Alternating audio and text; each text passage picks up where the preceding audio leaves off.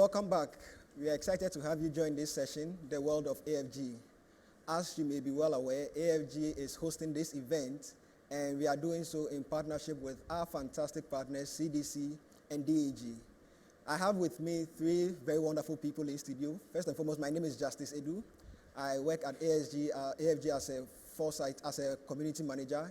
Essentially, what I do is to work with our team of freelancers and consultants and make sure they get the right experience working on AFG projects. As I mentioned earlier, there are three wonderful people with me in studio. I will introduce them briefly. I have with me Yasmin Kumi, who is founder and CEO of Africa Foresight Group. I also have with me Rashida Seshi. She is Chief People Officer at Africa Foresight Group. And last but not the least, I have Roberta Ayalingo, who is the Chief Financial Officer at AFG. I'm going to kickstart this conversation with Yasmin. And my first question to you, Yasmin, is what inspired you or what led you to start this company? Right, so it's exciting to have a chance to tell people a little bit about why we're doing all of this. I think over the last 2 days, we've been trying to pull off a program that really allows people to understand why the scaling question is so important for African businesses. And I actually didn't grow up in Africa. I think many people have figured this out by now because of my accent. I grew up in Germany for the first 19 years of my life, and the accent from that experience has stuck with me ever since. And I only came to Africa when I was 20 years old. And it was actually just an internship I was doing back then because I wanted to get to know Ghana. My dad had come from Ghana to Germany when he was in his 20s, and he cut ties with Ghana completely after a while. So we never ended up coming back to visit. And I didn't know Africa, I didn't know Ghana at all. I grew up in a binational family, but I didn't know the other side. So I decided to come back, and I got very infected with the fast pace of the economy in Ghana and all the opportunities that are out there when you're literally just walking down the street. So that's the one aspect. But on the other hand, I then also spent quite a number of years in fairly respectful organizations learning how to build my toolkit as a business consultant and how to understand the driving factors behind private sector.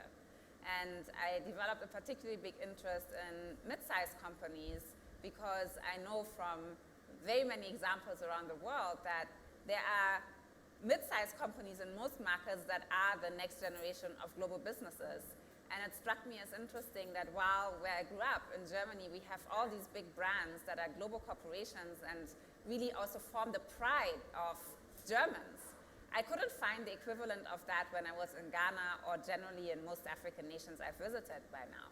So at the end of the day, the founding of AFG was a purpose call because I was really, really keen to contribute to the elevation of the private sector on this continent. I wanted to be able to build a platform where I can actually focus all my time, all my skills, and all the other people I'm able to bring in to build this next generation of global businesses, because right now we don't have that. And I think it's very evident that if we don't put all our energy behind it, the gap we have on Africa when it comes to prosperity, job creation, and pride, to be honest, will never close. I think that it's really important that we have big companies we can all be proud of. And I decided to put my all into AFG together with an amazing team to make that happen. And I'm very excited where we've come so far. Great and interesting. I know you're also very passionate about family businesses. What's the driver behind this passion? So, I mean, it's a little personal as well, because by accident I ended up living in South Korea for about 9 months. It wasn't planned, but was very interesting. And during that time, I got a lot of exposure to Samsung is probably the most prominent one, but many family business groups that have made this country what it is today. And I think that it taught me how much influence family business groups have on the economic rise of a country. Because unlike foreign multinationals or businesses that are run fully institutionally without family ownership, family businesses think very long term. And I think that if you want to build a global corporation, you have to think long term. I mean, today we heard Herbert Wigwe, for instance, and it's amazing how he tackled this growth story of Access Bank. because he basically had a 20-year vision of where he wanted to get to, not a 2 or 3 or 5-year plan. I'm sure he had that as well, but the main thing was the long-term plan. And I think that with family businesses, you can go down that lane of really trying to see what can we do in the long run with patient capital and a long-term business plan to build something that's big. And I think that this culture is something that in the African context needs to be appreciated a lot more and be focused on a lot more. Because family businesses in most emerging and mature markets are the backbone of employment and resilience to economic shocks. And I think that we need to make sure we build the right environment for such business groups to thrive. Also because they're often very diversified, which again speaks to the resilience factor I just mentioned, and helps to also diversify economies, which is a buzzword we keep hearing when it comes to African economic growth. So now Yasmin moves back full-time to Africa. Can you walk us through the first couple of months after you founded AFG? Sure. I mean, I had actually tried to focus my entire career on Africa once I came to Ghana for the first time, but I also knew that I don't really know Africa until I visited a lot of places. So the firm I was with at the time actually allowed me to really spread my wings and see a lot of different corners of the world. I made sure that I focused my graduate studies on Africa to visit more places. So by the time I founded AFG, I felt very home here and I understood the cultural differences between different nations within the African region. So moving back felt more like coming back home. I always say that I'm a cherry picker because I basically have 2 homes. Germany is my home, but I feel as home in Ghana. Now, coming back here to start a company, of course, wasn't easy. I came here with a suitcase. I had to sell all my things in Europe because I didn't know how to bring them here, and I had a one-way ticket. So in the beginning, I was literally just sitting in a hotel, trying to figure out how to build this company. And after a month or 2, a good friend from university joined me to basically say, look, I'll be your employee for the next couple of months so you have some support. Then another person came and moved down to from Germany to here, also with a multi-background like myself, to join because she said she believes in the vision. So all of a sudden we were 3 people. Then we needed an office. At the time we had very little capital. We had received a small token of angel investment from someone, but we didn't have a lot of capital. So we couldn't afford to have an office, but I also couldn't keep going back to Golden Tulip Hotel, which was my kind of office in Accra, close to the airport. So we ended up renting a small barber shop that we repurposed into an office. And until today, I think the team we work with now sometimes gets a little tired when I talk about the barber shop because they all came in a lot later, and when I keep talking about the barber shop, they don't understand why I keep talking about this. But it was the time where we really figured out what we were actually building, where I was sitting on calls trying to explain why we are a great company that is building a great platform for private sector growth, even though I was sitting in a small shack that didn't have air condition. And it was an important experience because I think that's where the core of our culture got born, that we don't want to give up, that we are very, very dedicated to purpose, that we are picky about who we work with. That was also very interesting because I can certainly work for a lot of clients with the toolkit I have. And of course, I was kind of the walking billboard at the time for the company to win us business. But I was also very sure at the time that I knew who I didn't want to work for. I wanted to work for African companies. I didn't want to work for companies that were just coming to Africa to conquer the continent. I wasn't interested in that. I'm interested in building indigenous businesses. So in the early days, we also had to make some tough calls. Well, this is a really big company. They have a lot of money. Should we work for them? Well, no. This is a company that might not be able to pay us. Should we work for them? Well, yes, I think they have potential, right? So in the early days, you make these calls, and they are not easy. But when you look back a few years later, you realize that they were very important to make. And I am so proud and touched this week because the event we put together here, Africa at Scale, really allowed us to bring together a lot of the ends that we've been creating over the last 3-4 years to really show that there's a gap to fill when it comes to building a different discourse about why businesses have to scale. And I loved so much when Herbert Wicker said today that what you need for resilience is the same thing that you need for expansion. So I think today is a really important day for us, as was yesterday, and it reminds me very much of where we came from in the early days, like first 4 months in AFG. We really need to plan a visit to this barbershop. Now, to bring you in, Rashida, you are Chief People Officer at AFG.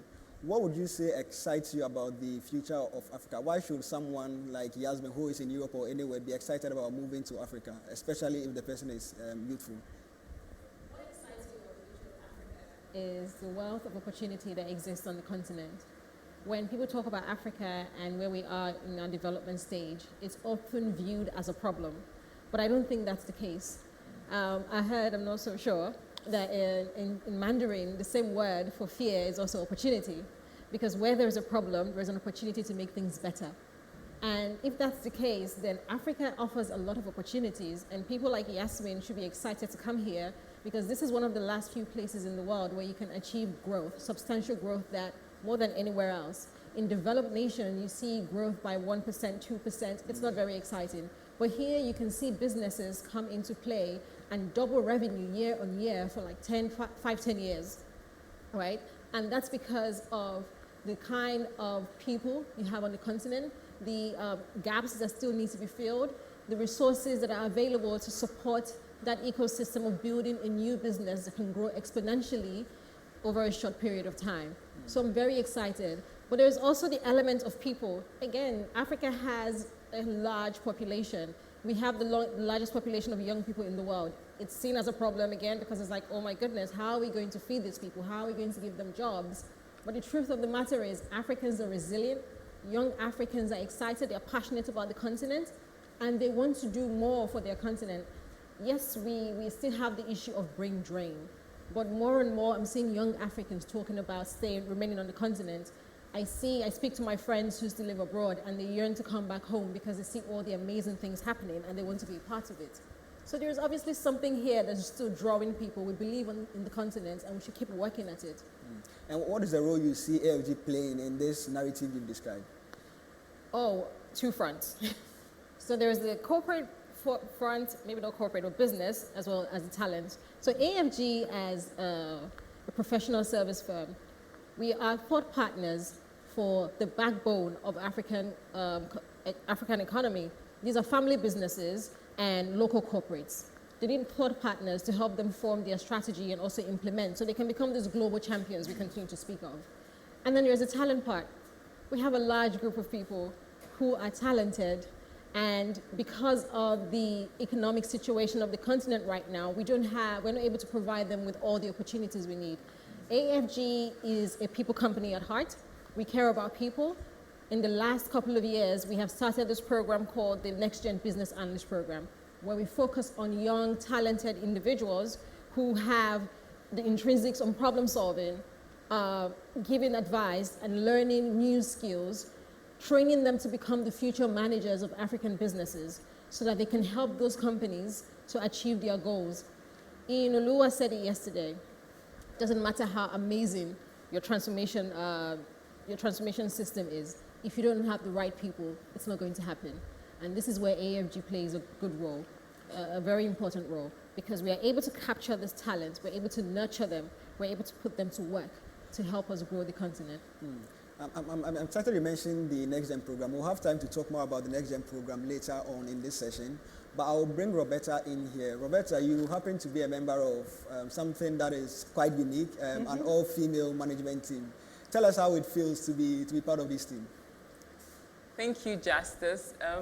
So I think what I should mention first of all would be the sisterhood bond. So we tend to spend so much time together that we now tend to acknowledge one another as siblings, right? So we have identified the strengths and weaknesses amongst ourselves, and somehow that helps in our decision making, right? So it's like we leverage on one another's strengths, right? So that's just being the base. When it comes to considering our professional life, I wouldn't discount the fact that we are all highly professional females, and we bring on the table some worth of experience, some worth of talents, and then definitely skills in running the company. However, what is really unique about the team is the fact that we have, I'm talking from my experience, there's this level of drive and determination, which is very prominent amongst us. And as human as you are, there's really not, you really wouldn't have the high energies at all times. But having a sisterhood support and then colleagues who understand you, you tend to get your energy levels up even if it's down. So we tend to leverage on one another's energy a lot, which is quite interesting. And we do talk about that as well a lot. The other thing that is also worth mentioning is 3 of us are African females.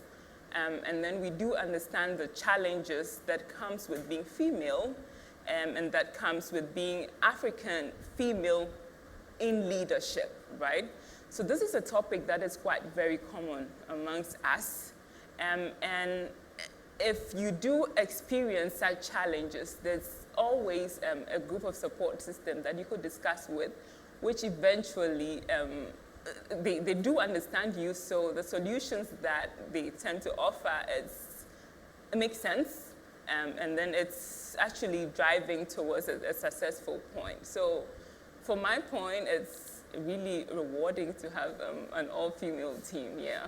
You touched on something very interesting, which is African females in leadership. Yeah. How would you say we could ensure that we have more of such stories? Maybe there's someone watching and the person is at least trying to configure this from an aspirational point of view. What are some of the steps you think other people could take to ensure that they push more female into leadership positions in Africa?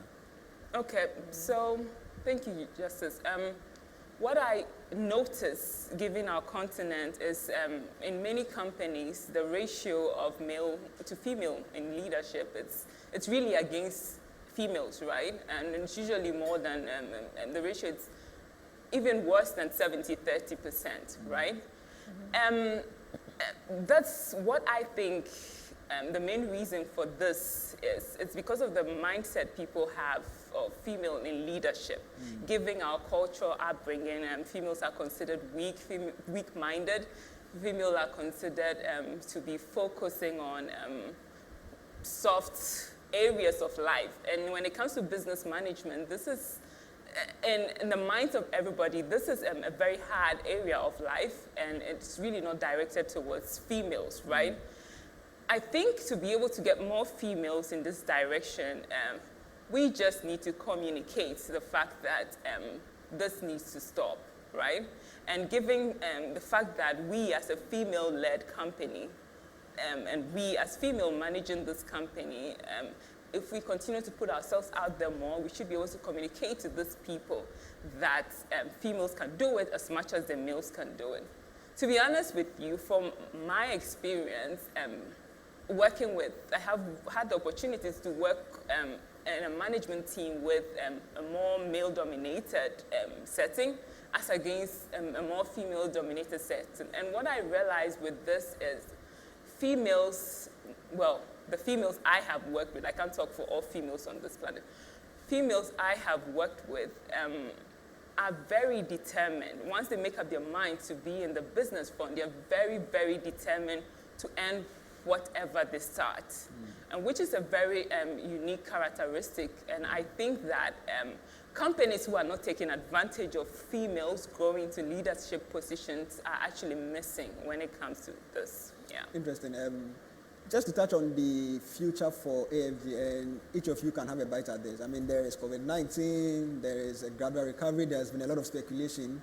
What does the future hold for AFG? I'll start with you, Yasmin, on this. Wow, I mean, the future has to be bright.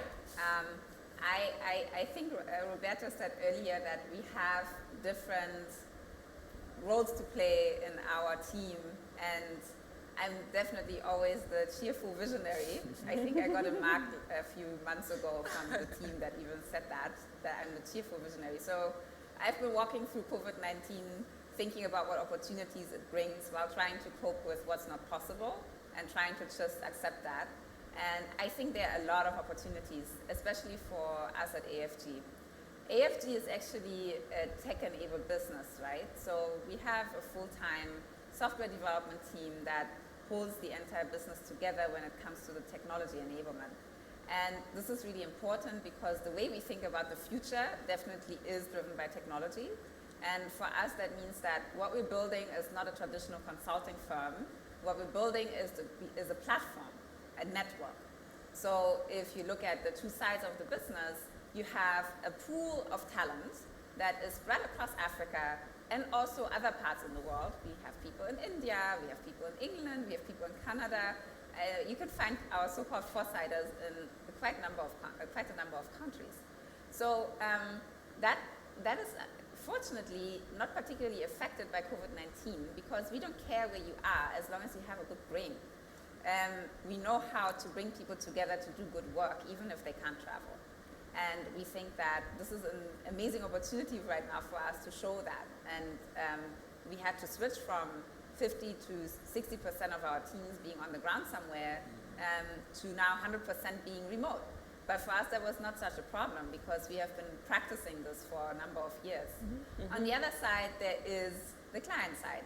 On the client side, we are really excited to continue building networks of high-growth companies that we believe in. That's one reason why the partnership we launched together with DEG yesterday was so important to us as a milestone, because we really want to make sure that we give these companies not only visibility, which is what Hidden Champions does, but also the right talent that we have on our platform to have growth support. Because I think that consulting as a term sometimes has a little bit of a connotation of people who are very expensive for writing a report. But if you look at the history of economies around the world, actually strategy consulting mostly played a role when economies were pivoting. South Korea was an example I mentioned earlier. The consulting firms were very involved when South Korea had to recover from their financial crisis that they got hit by in the late 90s. That also led to a whole restructuring and then pivoting of Samsung. In Germany, where I'm from, Germany got a huge economic hit in the late 1980s during the global oil crisis. And this is where some of the big consulting firms in Germany got like really big. So big that Germany is now the second or third largest consulting market in the world. So it is important to make sure that you have a platform of top talent available to companies for them to pivot. And I think COVID-19 is that pivoting point that we are now experiencing, that other economies experience, which then leads to a lot of private sector growth and redefinition, which is why the headline of our conference for this year was Rebuilding African Businesses. We want to make sure that businesses try and see how they can use this particular crisis to rethink what they are doing, diversify into the right areas, and capture the opportunity that is coming from this. Thank you very much, Yasmin. Roberta, the future for AFG. Thank you, Justice. So the future for AFG, how I see this, it's something that we have been saying constantly. I foresee that we will become the largest platform for talent, which is such a cliche, but yeah, that's what I see. Fully digitalized and embracing the remote working culture wholeheartedly, and actually finding most efficient ways to get the maximum output from our team, whilst everybody still take advantage of remote working and then the benefits that come with that. So that's the future of AFG, I see. Right, thank you very much. We've now come to understand that AFG is very much people-centered. We rely on very talented people all over the world.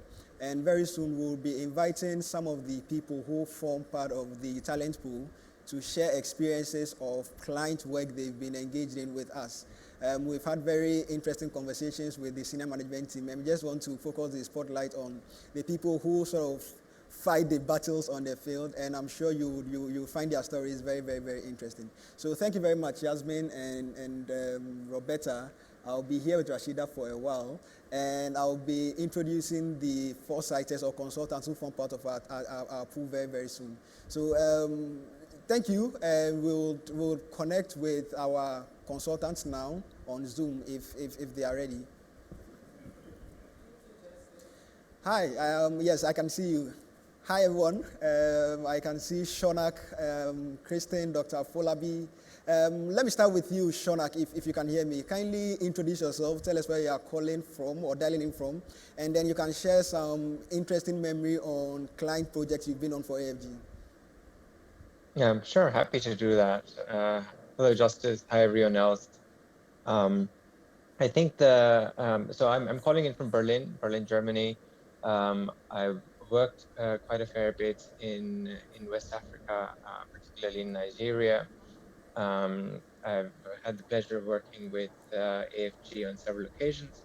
And one of the most interesting projects that I did was a commercial due diligence that we did for a British private equity firm that was looking to invest in a beverage company in West Africa, based in Nigeria.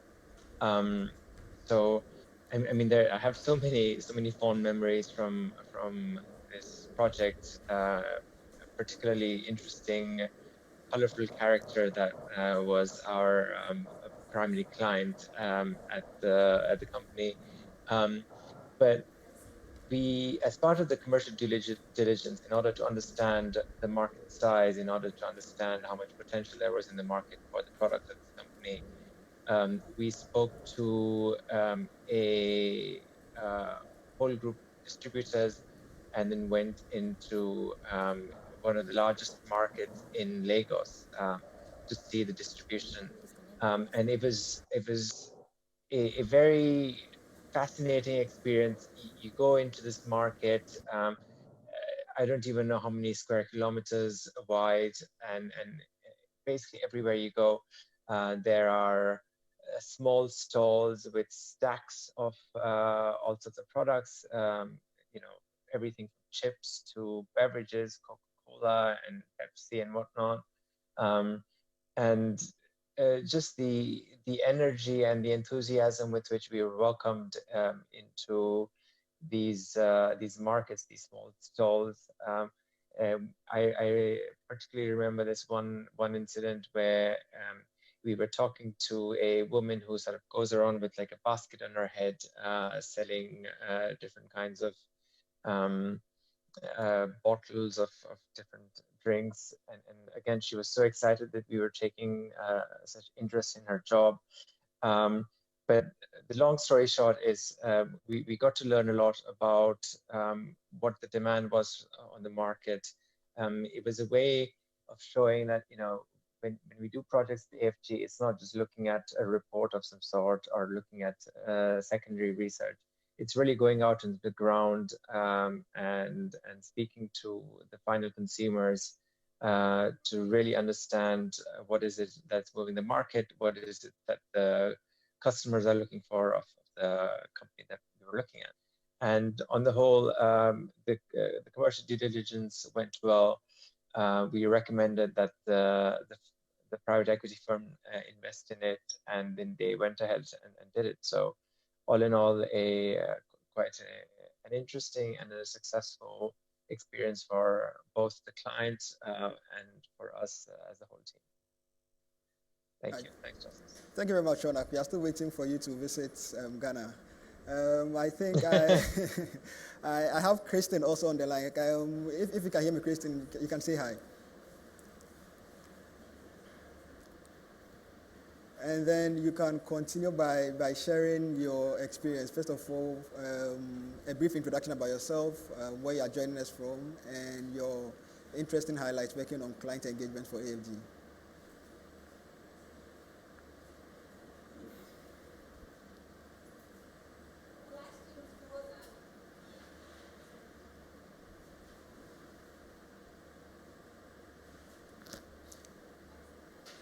Hi, Kristen. If you can hear me, I'm asking if you can kindly introduce yourself. You tell us where you are joining us from, and you share interesting moments on client work for AFG.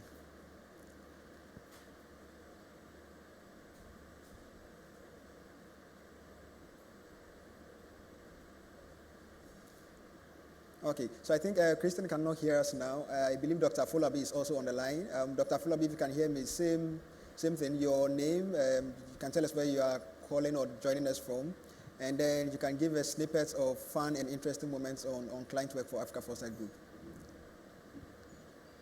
Hello, everyone. I hope you can hear me all right. Yes, we can. My name is Dr. Afolabi. My name is Dr. Afolabi Dania, and I'm one of the consultants for AFG. And it's quite interesting having this conversation. The first time I was engaged by the hiring team, I saw the vision of AFG, which is trying to build, businesses in Africa and getting them to kind of compete and expand and scale. And I thought that was a very interesting vision. I thought I'd find it interesting to participate in. And so one of the engagements I had was on a commercial due diligence, just similar to Shonak's example. And on that particular project, there was an exciting array of talent that was brought together to look into this particular organization, which was looking to scale and expand its operations into other markets. And I particularly was brought in to bring in some expertise around construction, the construction aspects of it, the kind of contracts they were engaged in. And I found that quite interesting. But before I before I engaged, I had a bit of concern because I was just worried about the fact that, the model is around freelance consultants, and I was thinking, okay, how is this going to work? Because we haven't probably bonded together kind of under one similar umbrella. We're coming from different directions and different perspectives. And I had that fear, and because we're also geographically dispersed, I was also wondering, how is this going to pan out? And I could very proudly say that was one of the most fantastic experiences that I've had as in practice, because the beauty is of having multicultural teams is that you have people with different perspectives and they enrich themselves, we challenge each other. And I remember particularly one of the conversations we were having around some data collection we were intending to do. And it was to cover three different countries. And it's quite interesting how, even though we talk about Africa as one big block, even within that space, there are different concepts or different ideas and how people engage with very simple things. So for example, we're thinking about distance of travel from where the location of this business would be. And, one of the team members quite rightly said, if you sent out a survey thinking about distance, a lot of people aren't going to be able to engage with that, because in that particular country's context, people would always think of time of travel. So the distance might be short. However, the most important parameter that people were interested in had to do with time of travel, because the city is quite notorious for traffic. And the whole experience on that particular team just made me feel that, I was kind of in the right place. I could benefit a lot. I was bringing my own expertise, but I could also benefit a lot from the insights provided by the rest of the team. And I think that at the end of that commercial due diligence and engaging with the clients, I could see that there was massive, massive potentials for businesses, and with the right guidance, with the right sort of support, insights, that we could play a massive role in helping those firms achieve their dreams of expanding and scaling, and taking into consideration some of the risks that they would need to consider while carrying out that opportunity. So I'll just close by saying that I think that my experience has been quite positive, and I'm very optimistic for the future. Thank you very much, Dr. Afolabi. We hope to create more positive experiences like the one you described. I'll bring in CP at this point. If you can hear me, CP, just mention where you are joining us from and share your interesting experiences on projects with AFG. Hi everybody, so my name is Siple Kala and I'm joining you from Johannesburg. I'm one of the mission leads on Africa at AFG. So unlike everybody else, I'm going to take a bit of an internal view and talk about my experiences with the teams at AFG. So my work with AFG has provided me with countless opportunities to do something that I very much enjoy, which is helping to build businesses within Africa, as well as to help build the teams that I work with. As the mission lead, my responsibilities go beyond just being accountable for the impact to the client, but also go towards ensuring that my team is growing as consultants and that they have everything that they need in order to be the most effective, to be able to bring the best solution to the client. So one of my favorite moments within AFG is when I got the opportunity to work with a few of our brand new next gen analysts, and I got to be I was spending quite a bit of time coaching them, helping them to understand how to be AFG consultants and how to best make themselves effective. And on one of our calls, I had very unstable internet, as these things happen, given where we are operating. So I was having a situation where I had unstable internet and I kept being kicked off the video conference. And at some point in time, I came back on and they didn't realize that I was on. And they were busy talking about the experience that they'd had working with me, as well as the impact that the amount of coaching I was having with them was actually having on them and on their growth as consultants. I think for me, the reason why that stood out as one of my favorite moments is not so much because I was hearing nice things about myself, which is always very nice to hear, but it was also because I got to hear an authentic account that was not edited of the impact that I was having on the team as well as on the client. So that for me has been my favorite thing, and honestly, I feel like it is one of the things that makes it stand out what being at AFG is about, because you're growing the people that you work with as well as growing the businesses of the clients that we're working for. Thank you. That sounds very, very interesting. I'm sure we would hear more about the analyst you described later on in this session. I will bring in Musa at this point. If you can hear me, Musa, just give us a brief introduction about yourself, where you are joining us from, and you can share one or two experiences on projects you've been on for AFG. Okay, hi everyone. I hope that you are all well. I'm very happy to see some of you. So I'm Musa. I'm joining from Abidjan, Ivory Coast in West Africa. So we start with a story that I had when I did a project in IFG. So my story that I have with IFG is quite common in the management strategy consulting sector, but it can be very tricky when you are working in our continent. So the project was a pre-merger and acquisition phase project, and our goal was to define the growth strategy for the company located in West Africa, Francophone West Africa, that a UK investment fund just bought. And as you can imagine, the issue is that there were a huge cultural gap between both parties, and us as IFG, we were on the ground with the company and dealing with the two parties. So we were in kind of a sandwich between the both. And of course, the company did not know anything about consulting, investment fund, or growth strategy plan. And on top of that, the both parties did not have at all the same vision for the future of the company. So for us, it was very, very, I would say, difficult at the beginning because we struggled to have data. And also, at one point, we succeed to get an office in the basement of the company where they were sure that nobody will see us.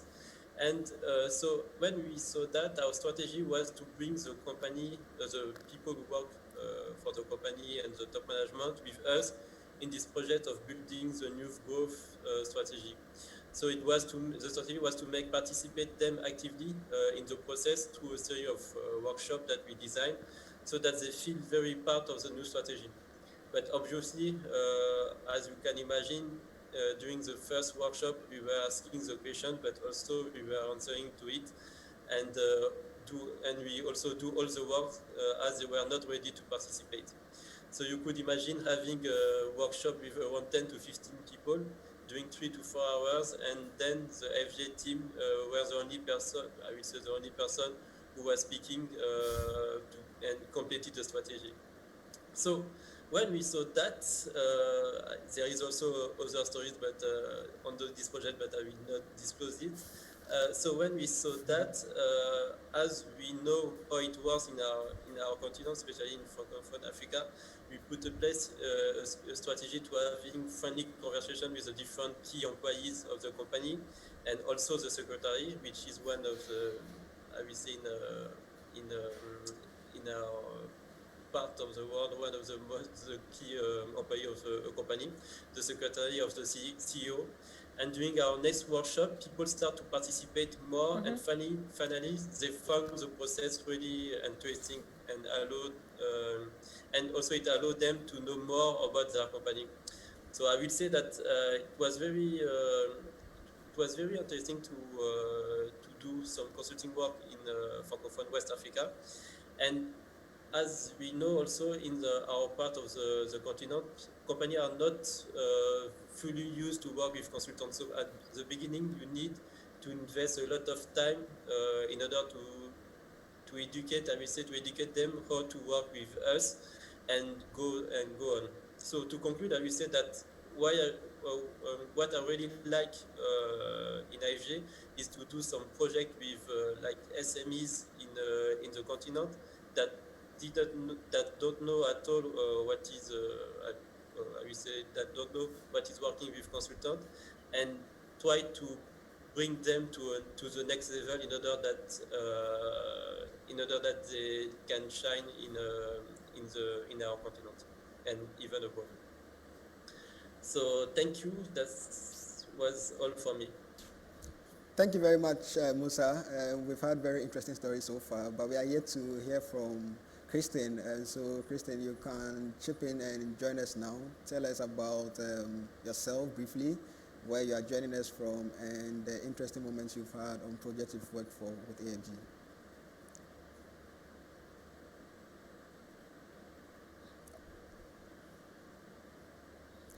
Okay, so we understand Christine is not around.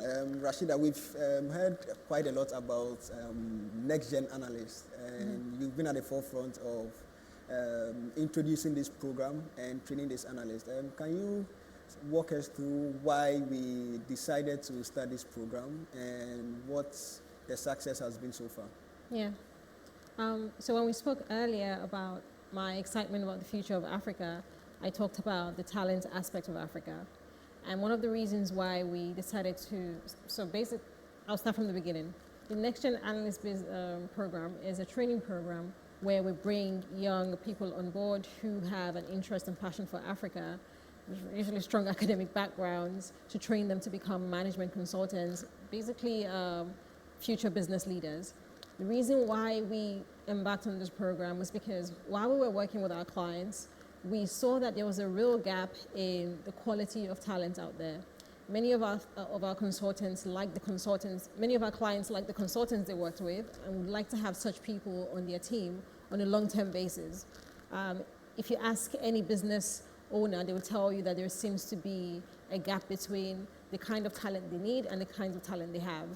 And so we thought, okay, one way we can help do this is to prepare the young people of today to become the leaders of tomorrow. And one way we could do that is to introduce a program where we catch them young, so to speak, and start training them on what it is to be a business advisor. So we train them on things like business strategy, operation strategy, but we also teach the basics like Excel and PowerPoint, really, because many of the Next Gen analysts are mostly fresh out of school or with 1 to 2 years work experience. So this is what the program is about. Okay, given the freelancing model AFG runs, how, I guess, easy or difficult was it to sell this model to people who, as you rightly mentioned, were fresh out of school? Yeah, I think it's really interesting. So one thing we say in AFG is that we're creating a new world of work. I said it earlier on, with the population of people we have, we don't have enough opportunities to give everyone a full-term employment. So what we're trying to do is look at what is already out there and think about ways to create a new world of work to engage people in a meaningful way. Back in our parents' times, it was normal, and it was something of pride to start work in a company and stay there up until retirement. But people of today, millennials, Gen Zs, they want control of their time. They are very protective of their flexibility and time. And so they tend to pursue various fronts of employment, trying to have it all. And I really admire that about our generation. And so it wasn't so difficult to sell the idea, to be honest. It was something that appealed to people who tend to think in that way. But I must say, I give it to these young people. If you're African, you know that one of your mother's prayer points for you is to be gainfully employed. I always tell Yasmin this, be gainfully employed. And for these young people, to see an opportunity in freelancing and to be able to think it through and decide to jump in, I really commend them for it. And I hope that there are more people like this on the continent who are brave, who see the value in what we are doing, and also want that same flexibility and control for themselves. And what is the selection process like? I know for a program like this, obviously a lot of people would express interest. How would you find a way of selecting the type of talent that you feel would be a good fit for AFG? Yes. So we had, the first time we opened applications in 2019, we had over 500 applicants, but we ended up with only 6 candidates. It was a tough process. Many of the applications were really strong, I must say. But in the end, we were looking for that special something. And it was people who were able to dig deeper than normal. When I give interviews and I ask people things like, tell us about a time where you failed and you were able to learn.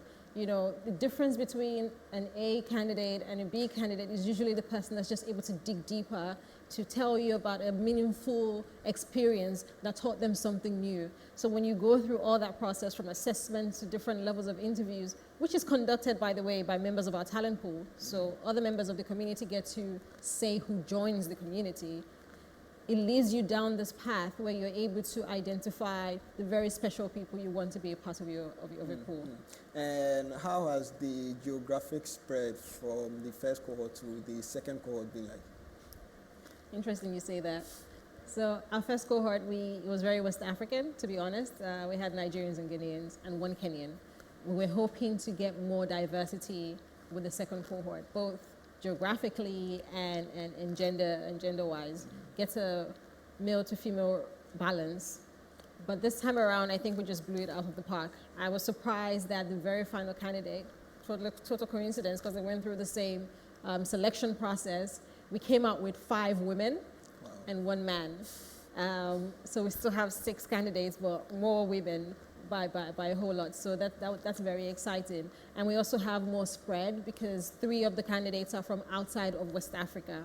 But I think we should meet some of the current business analysts. We have 2 of them joining us, one from Kenya and one she's Nigerian, but she's in Ghana. So you see, we have diverse people who are excited about the continent. And I think we have Tomisin. Yes, I believe Tomisin is on the line. If you can hear me, Tomisin, welcome to the Africa Skilled Conference 2020. You can start by telling us how your journey on the Next Gen program has been like, specifically what led you to apply onto this program, how you've transitioned into freelancing or the consulting world, and what your highlights have been on the projects you've been able to work on so far. Hi, Justice. Can you hear me as well? I can hear you very well. Oh, great. Thank you so much for having me. My name is Tomisi Adeyemi. I am a Next Gen business analyst. I am currently in Accra, Ghana, like Rashida mentioned. I think for me, the reason why I wanted to go into consulting was I was basically looking for something challenging, something exciting, right? And for me, consulting was it. So when I joined the Next Gen Analyst program at the beginning of this year, the training was very exciting. The training was just meeting different people. And there was also a way that the AFG environment just made me feel safe. But I guess something that nobody tells you about consulting is because it's very fast paced, it also comes with a lot of pressure. So transitioning from a Next Gen business analyst training into a full consultant, I sort of had to learn that because I constantly had to learn on the job. But I think just generally working with the pressure, working on multiple projects and all of that, I think it has definitely improved my work quality. Something memorable for me, I would say the first time I worked on a project, the first project I worked on for AFG, it was just sort of seeing consulting in practicality, because during the training it was mostly theory, right? But this time we're working on real life projects and we're meeting actually real life clients that basically said, oh, your business is in our hands. So like the first project that I worked on, it was just seeing this big problem, right, that a client had, and we essentially had a clean slate, a white, sort of like a clean canvas to work with. we literally had we had to do our research. We had a lot of problem solving sessions, and after about 3 months, we came up with this deck over 100 pages. And when we presented it back to the clients, for me, it might sound a bit cliche, but I think at that point, I just had some sort of fulfilling moment, because just seeing the excitement on the client's face, I felt like all those days of working, all those months of, just doing this work, it felt very impactful for me, I would say.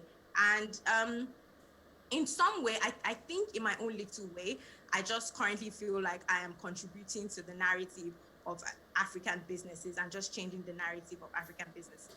Another thing I enjoy about consulting and just working with the AFG team is how diverse the teams are. So for different projects, different arrays, you work with different sets of people, right? So you're not only working, but you're also learning as you go, and you're also networking with different people. So yeah, I would say all of the experiences I've had in AFG has definitely just been instrumental to my growth as a consultant. So yeah. Tomisin, when you speak of the pace and the rigor of the program, I'm a little worried. I hope those were all good things. No. Well, you had Justice asked, what was it like for someone like yourself to make the decision to jump into a freelance opportunity, given that most people in this part of the world are seeking long-term employment? I think for me, like I said earlier, I did want some type of change, and AFG was because I wanted something challenging, right? I knew I wanted consulting, but at the same time, I wanted a type of consulting where I could pick and choose what time I would be doing projects.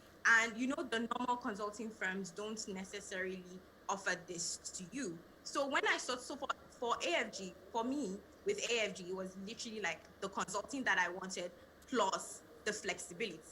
So when you put that together, I think the freelance model it just seemed like the right thing to do, right? It just seemed like the right model for me at the time. And I don't regret it one bit, because it essentially means whenever I feel like I'm burnt out, I can just take time off. So yeah.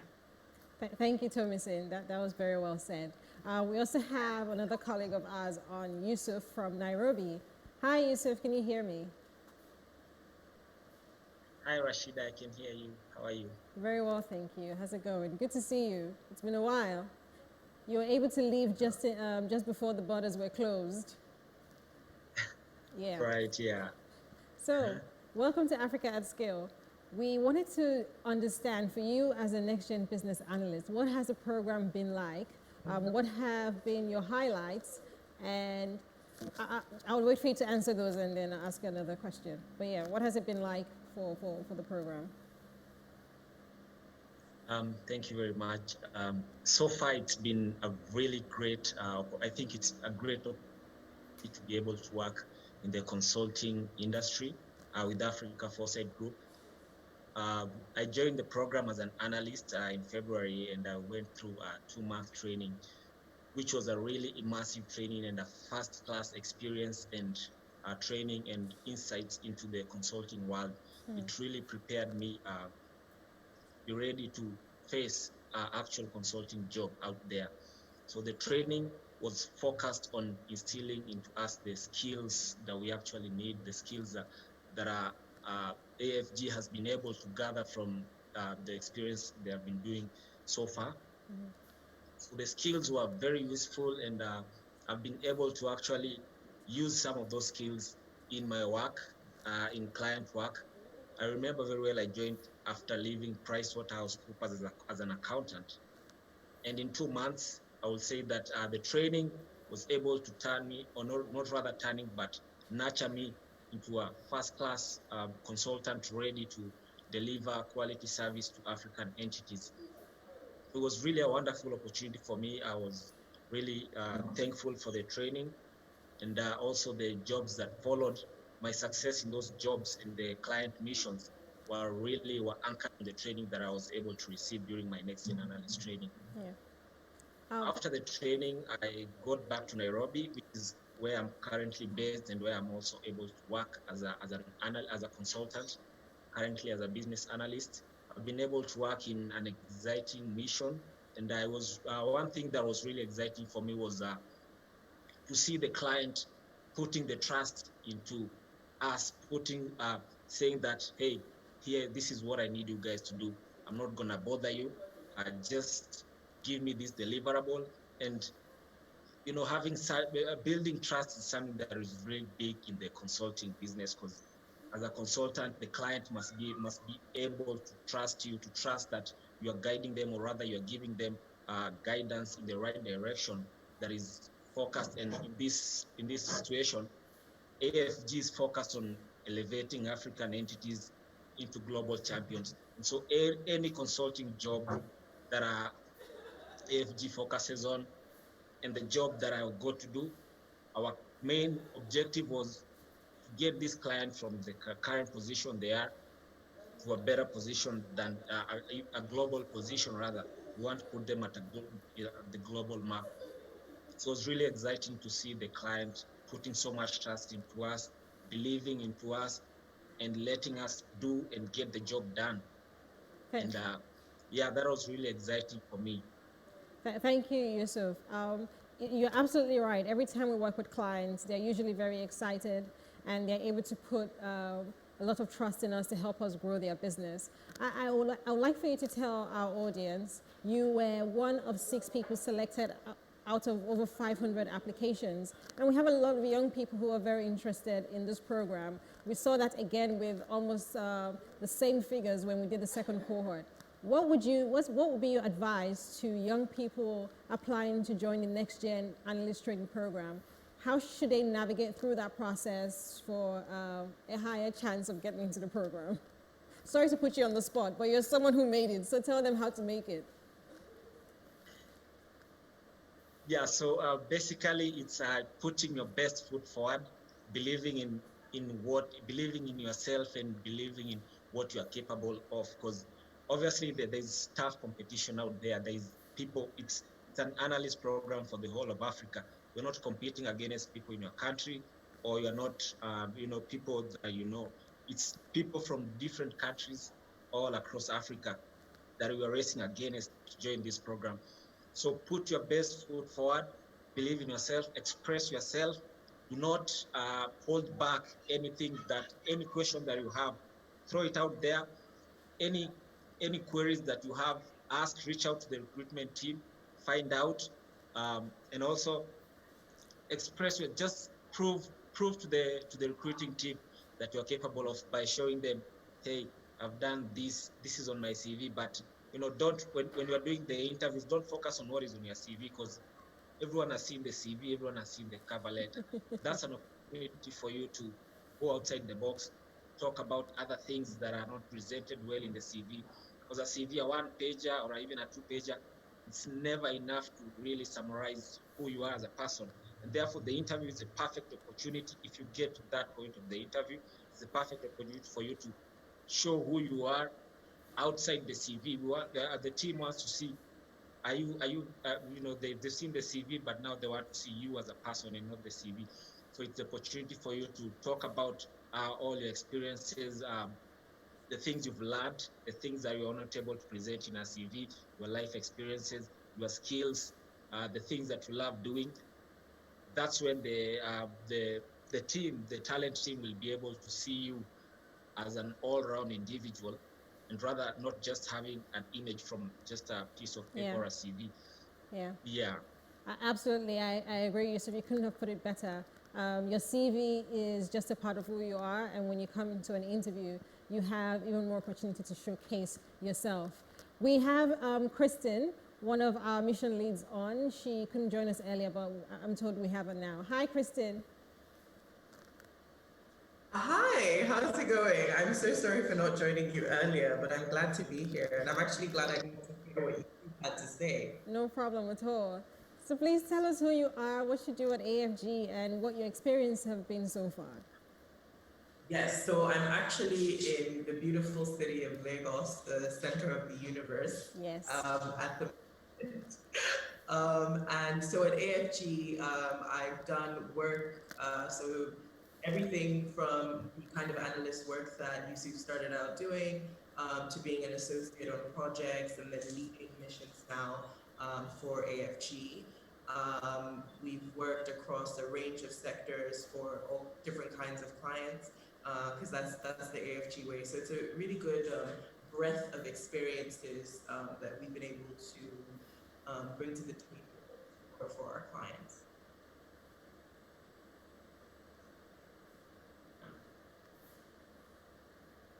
Okay, thank you. Did I No, go on, Kristen. No, I was going to say, I thought I missed one of your questions, so I was going to say if you could reiterate. Oh no, I was going to say if you could tell us a little bit about a war story from working at AFG with a client, without saying the client, maintaining their confidentiality, of course. No, absolutely, absolutely. I think what I'll say about my AFG war story, which I think is also helpful for all consultants as they're starting up, is really that work of understanding that your role as a consultant on any project is not just delivering what the client says they want, but also understanding what the client is trying to tell you that they need. I think one of the most interesting missions that I worked on for AFG, where I was also playing a leadership role, one of the key learnings for me and my team members was actually doing that work of seeing that, yes, you're getting one interface from the client about what they're saying that they need, but it's really, really important for you to engage with other stakeholders that the client respects, that the client listens to help the client shape a much clearer vision what it is that they need.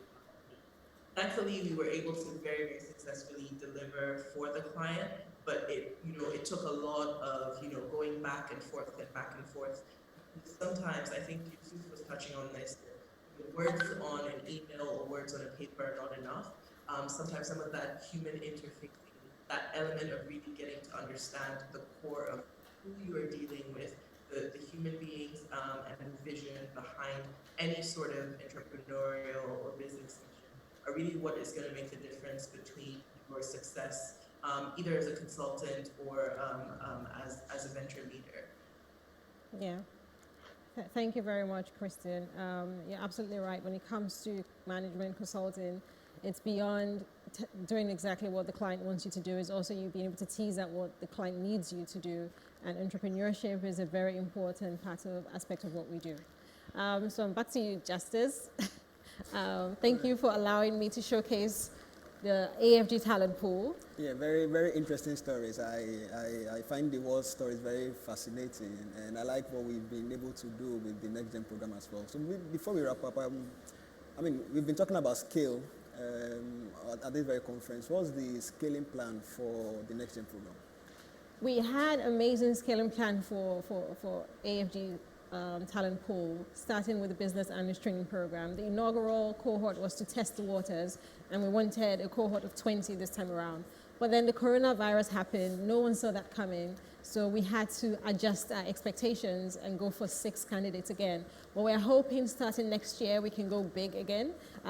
We'll go big as planned to 20 candidates and just see how it grows from there. Maybe we'll have 20 candidates for twice a year, or maybe it'll be 20 candidates every year. We don't know. But there is definitely room for growth. So how do interested people who are listening or watching, if someone wants to apply, someone knows someone who is a good fit, how do you apply to be part of this exciting and interesting program? Yeah, so you could go to our website, www.africaforesight.com, and there's a big red button on the top right-hand side that says join us. Just click on that. But if you also follow us on LinkedIn, on Twitter, we put up posts regularly. Our recruiter, Brian, he's very diligent, and he puts up posts when there are new positions available. So if you follow us, you'll be able to apply. But thank you, Justice. Thank you very much, and thank you very much for joining us in this session. We are very excited to have run this session with you. We will end this session, and I think we'll take a very short break, and next up would be a live video to be presented by one of my other colleagues. So thank you very much, and stay tuned. Africa still continues.